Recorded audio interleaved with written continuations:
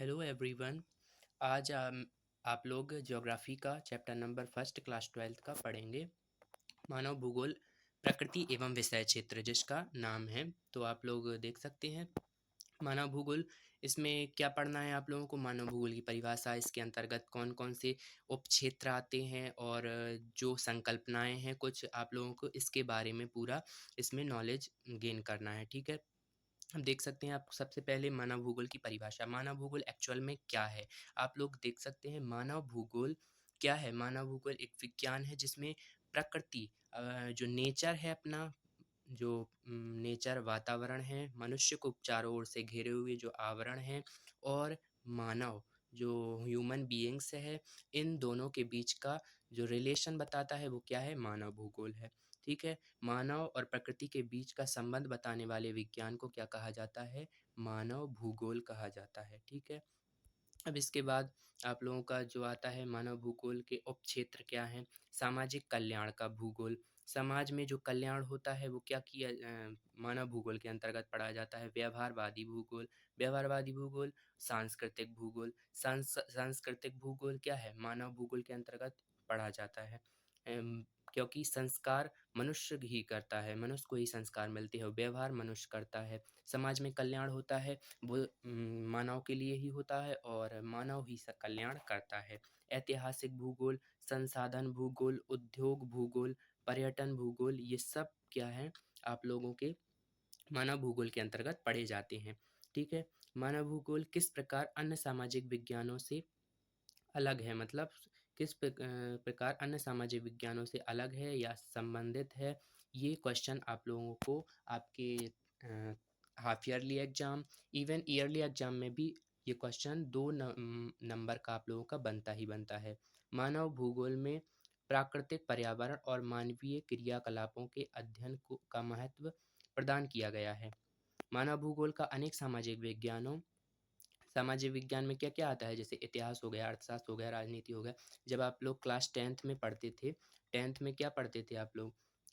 10th में compile एक विषय एसएसटी सामाजिक विज्ञान आप लोग पढ़ते थे।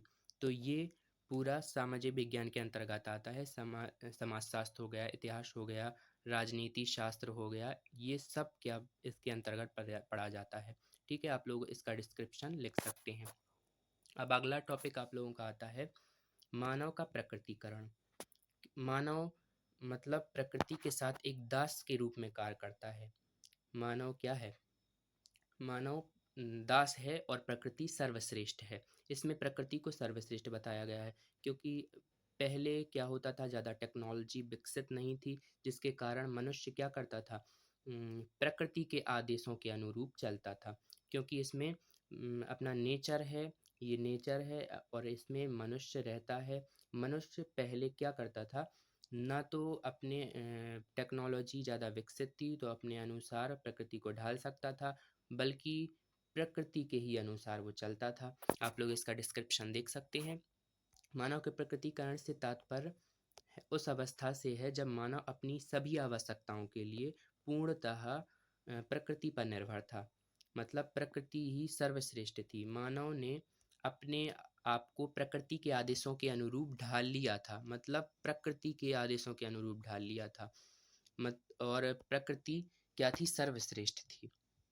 मानव क्या था? दास था, केवल दास था मानव। मानव कुछ भी नहीं था, दास था। और प्राकृतिक शक्तियों को शक्तिशाली बल मानकर उनकी पूजा किया करता था। जब प्राकृतिक शक्ति मतलब जैसे सूर्य हो गया, चंद्रमा हो गया, इन सब की पहले मनुष्य क्या किया करता था? पूजा किया करता था। कुछ भी नॉलेज नहीं था उसको, बच्चों, कुछ भी नॉलेज नहीं था। वो क्या करता था? कोई भी चीज़ उठाता, उसकी पूजा करने लगता। वो मानता यही भगवान है, यही गॉड है, इसको ही पूजने लगता था। उनको क्या पता था? बस जैसे-जैसे टेक्नोलॉजी विकसित हुई तो प्रकृति का मानवीकरण होने लगा। लेकिन मानव जब कुछ भी नहीं जानता था तो क्या होता था? प्रकृति के आदेशों के अनुरूप एक दास के रूप में कार्य किया करता था। ठीक है? ये पॉइंट आप लोगों को क्लियर हुआ? अब आता है आप लोगों की आपकी ज्योग्राफी की डेफिनेशन क्या होता है, जो हमने समझा दिया आपको। वैसे भी आप लोगों को पता ही होगा, आप लोग क्लास 11th में पढ़ के आए हैं कि ज्योग्राफी दो शब्दों से मिलकर बना है, जियो प्लस ग्राफी। ठीक है, अब जो के अर्थ क्या होता है जियो का, पृथ्वी से है, और ग्राफी का अर्थ है वर्णन से, मतलब पृथ्वी का वर्णन करना और उसके भूभागों का वर्णन करना ही क्या कहलाता है, भूगोल कहलाता है। ऑब्वियस सी बात है। अब भूगोल शब्द का जो सर्वप्रथम प्रयोग किसने किया, आप लोग बता सकते हैं। भूगोल जो शब्द है उसका सर्वप्रथम प्रयोग किसने किया, इरेटोस्थेनीज, ग्रीक विद्वान विद्वान थे इरेटोस्थेनीज। आप लोगों ने क्लास 11th में पढ़ा होगा इसके बारे में। ठीक है, अब आप आगे चलते हैं। मानव भूगोल के अंग, ह्यूमन ज्योग्राफी के अंग क्या हैं, मतलब जैसे अंग वो चीज़ होती है, जैसे अगर हम लोग हैं, अपने अंग क्या क्या हैं अपनी बॉडी में, अपने हाथ हैं, कोई भी कार्य करने के लिए अपने हाथ हैं, पैर हैं, आँख है, नाक है, ठीक है। उसी प्रकार मानव भूगोल है, उसके भी कुछ अंग हैं जो क्या करते हैं, विभिन्न विभिन्न कार्य करते हैं। कार्य मतलब अध्ययन किया जाता है। अब जैसे मानव भूगोल में भौतिक वातावरण, जो प्राकृतिक पर्यावरण है, जो भौतिक वातावरण मतलब नेचुरल इकोसिस्टम, प्राकृतिक वातावरण का अध्ययन करता है, और मानव के विभिन्न कार्यों और सामाजिक तथ्यों, मतलब मानव से संबंधित अध्ययन और प्रकृति से संबंधित अध्ययन, और दोनों का रिलेशन का अध्ययन। ठीक है, ये 3 पॉइंट आप लोगों को इसमें पॉइंट आप लोगों को क्लियर हुआ अंग के बारे में, आप लोग लिख सकते हैं। मैंने पूरी पीडीएफ को क्वेश्चन फॉर्मेट में रखा है, क्योंकि आप लोगों को जो प्रश्न पत्र मिलेगा तो आप लोग क्वेश्चन पढ़कर आपको उत्तर देंगे, तो उसी फॉर्मेट में मैंने आपकी पूरी बुक के टॉपिक्स को कवर किया है। ठीक है, आप लोग देख सकते हैं। आगे चलते हैं। अब ये कुछ संकल्पनाएं आती हैं, पर्यावरणीय निश्चयवाद, संभववाद तथा नव निश्चयवाद के। जैसे मैंने आपको बताया कि पहले मनुष्य क्या था, ज़्यादा टेक्नोलॉजी विकसित नहीं थी, उसके पास नॉलेज नहीं था, वो क्या था, अशिक्षित था। तो वो क्या करता था, प्राकृतिक शक्तियों को ही बल मानने लगता था, और प्रकृति को शक्तिमान मानने लगता था, क्योंकि वो सूरज की पूजा करने लगता था, चांद की पूजा करने लगता था, जो भी चीज़ उसके सामने आती उसको ही अपना गॉड मानने लगता था। वो क्या था, अनजान था, वो जानता नहीं था। इसलिए इसे पर्यावरणीय निश्चयवाद कहा गया, क्योंकि मनुष्य इसमें दास के रूप में कार्य किया करता था, और प्रकृति क्या थी, सर्वशक्तिमान थी। और इसका जो प्रतिपादन किसने किया, फ्रेडरिक रेडचेल ने किया। आप लोगों को आगे चलकर बताया जाएगा कि फ्रेडरिक रेडचेल हैं, उन्हें मानव भूगोल का जन्मदाता भी कहा जाता है। ठीक है, उनका योगदान बहुत ज़्यादा है मानव भूगोल में। ठीक है, अब अगली आपकी संकल्पना आती है संभववाद। पर्यावरणीय निश्चयवाद के विपरीत संभववाद में कुछ कुछ संभावनाएं हैं, पूरी तो नहीं है बट कुछ हैं, कुछ कुछ संभावनाएं हैं कि मानव क्या कर सकता है, प्रकृति को अपने आदेशों के अनुरूप ढाल सकता है, बट पूरी तरह नहीं ढाल सकता है। कुछ संभावनाएं हैं कि ढाल सकता है। ठीक है, और इसका प्रतिपादन किसने किया, पॉल बिडाल डीला ब्लास ने किया। अब नव निश्चयवाद, इसे रुको और जाओ निश्चयवाद भी कहा जाता है। इस विचारधारा को क्या कहा जाता है, रुको और जाओ निश्चयवाद। ठीक है, इसका प्रतिपादन किया था ग्रिफिथ टेलर ने। ठीक है, आप लोगों को आगे इसके प्रतिपादकों के बारे में भी बताया जाएगा। देख सकते हैं आप लोग इसका डिस्क्रिप्शन कि इसमें मानव अन्य विचारधाराओं के विपरीत किसमें, इसमें क्या है, मानव सर्वशक्तिमान है और प्रकृति को अपने अनुसार ढाल सकता है। जैसे आप लोग एसी का एक उदाहरण ले सकते हैं। अगर किसी व्यक्ति के घर में ज़्यादा गर्मी पड़ रही है तो अब क्या कर सकता है, टेक्नोलॉजी विकसित हो चुकी है, उसके अनुसार वो गर्मी को कंट्रोल कर सकता है, वो अपने घर में क्या लगा सकता है, एसी लगा सकता है, कूलर लगा सकता है। ठीक है, विभिन्न विभिन्न प्रकार के अब टूल्स आने लगे हैं। आगे देखेंगे, आगे का जो टॉपिक है आपका 1970 के दशक में जो आए हैं आपके उपागम, इन उपागम को आप लोगों को देखना है। जैसे आमूलवादी उपागम, मानवतावादी उपागम, व्यवहारवादी उपागम, ये उपागम हैं, ये 1970 के दशक में विकसित हुए। इनका संबंध बताया गया है। ये इसका संबंध किससे है, सामाजिक कल्याण से है। ठीक है, और आमूलवादी उपागम का संबंध किससे है, सामाजिक असमानता और का व्याख्या करना से है। ठीक है, प्रत्यक्ष संबंध जाति व वर्ग आदि का बोध कराना, मतलब ये सब मानव से संबंधित है। व्यवहार कौन करता है? मानव करता है मानवतावादी। जब मानव क्या होगा, ह्यूमैनिटी मानव के अंदर जब डेवलप होगी तो वो ही तभी तो क्या आएगी, पीस आएगी, शांति आएगी, शांति का माहौल बनेगा। इसीलिए ये उपागम क्या 1970 के दशक में विकसित किए गए। ठीक है, अब आगे देख सकते हैं आप लोग। आपने जो विचारधाराएं पढ़ी, संकल्पनाएं पढ़ी, उनका डिफरेंस बताना है आप लोगों को, निश्चयवाद और संभववाद। निश्चयवाद क्या बताया था कि मनुष्य दास है, इसमें मनुष्य दास है, बट इसमें कुछ कुछ संभावनाएं हैं। संभवा से ध्यान रख सकते हैं, संभ की संभावनाएं कुछ कुछ हैं कि मनुष्य प्रकृति को अपने आदेशानुरूप ढाल सकता है, लेकिन पूर्ण रूप से नहीं ढाल सकता है। अब इसमें मनुष्य क्या हो सकता है, जब मनुष्य इसमें दास है, निश्चयवाद में मनुष्य दास है तो क्या होगा, निष्क्रिय होगा। जब दास है तो कुछ क्रिया ही नहीं करेगा, निष्क्रिय होगा, ऑब्वियस सी बात है।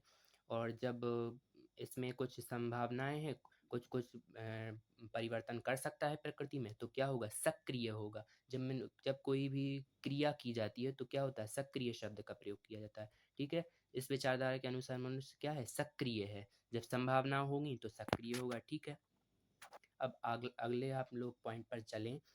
जैसे मानव के किन्हीं 4 भूगोलवेत्ताओं के नाम बताइए। सॉरी, मानव भूगोल के 4 भूगोलवेत्ता।